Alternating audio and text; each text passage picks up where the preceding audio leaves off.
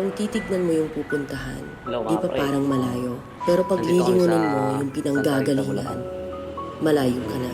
Hindi mo malalaman Ito po yung ginawa kung namin hindi ka dati ni susubok. Mang Ang Jose. buhay ay isang malaking sugal. Kung lagi kang Ngayon lang takot namin sumugali nabisita. sa isang bagay dahil takot kang mawalan, mauubos lang kung anong meron ka.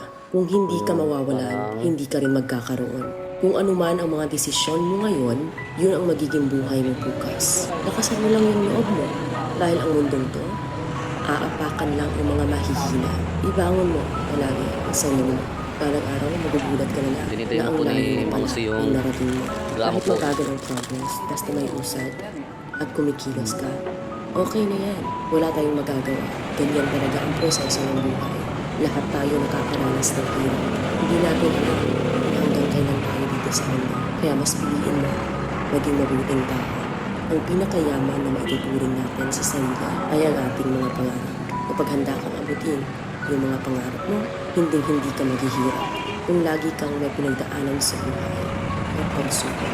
Kung wala pa lang yan, na isa kang naging sa mga pagsubok, diyan ka aangat, diyan ka babaguhin. Yung tatag mo, kung paano ka mag-ayos ng problema.